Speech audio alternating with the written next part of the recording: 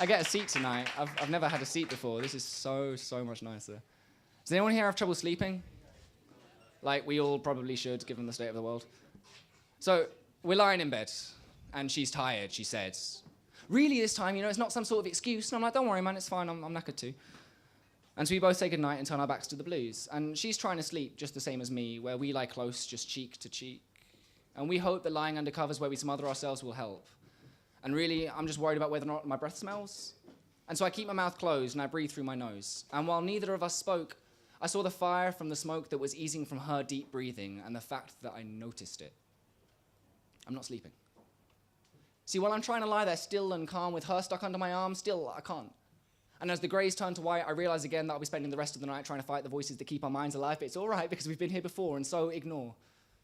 Draw the mind out and cause it to pause. Remember what you were taught. Breathe in, and then out, and then 3, 2, 1. And yours becomes the breath and the metronome for mine. In, and then out, and then silent we lie.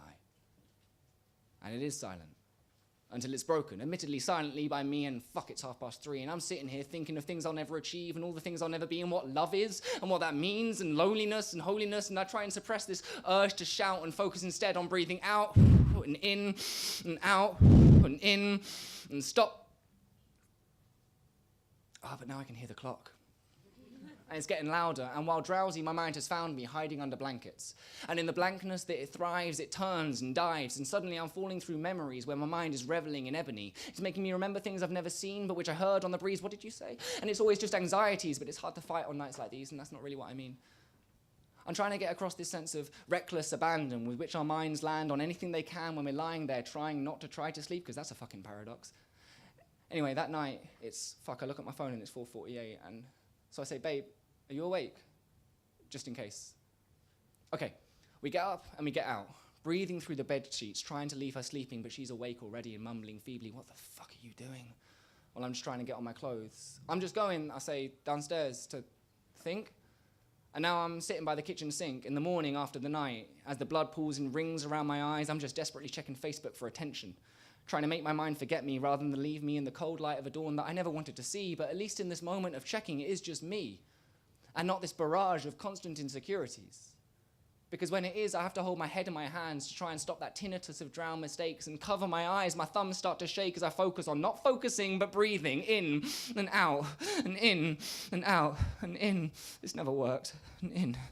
This never works. And then there does come a point, like about 5, where it finally quiets in my mind, and I sink to the floor feeling like death. No, get up and get back to bed or it'll start again. Try and be quiet or you'll wake her, and then just, please, sleep. Stretch every muscle until it starts to bleed and then push a little longer. Let the lactic build to acid, aim for passive within the active, hold it, 3, 2, that's it. And then slumber. Hold the moment you're hiding under, because eventually the mind will spin no longer and it will just be me, counting sheep and falling deep. But I can never define when my mind has stopped its speech, because by that time I've always fallen.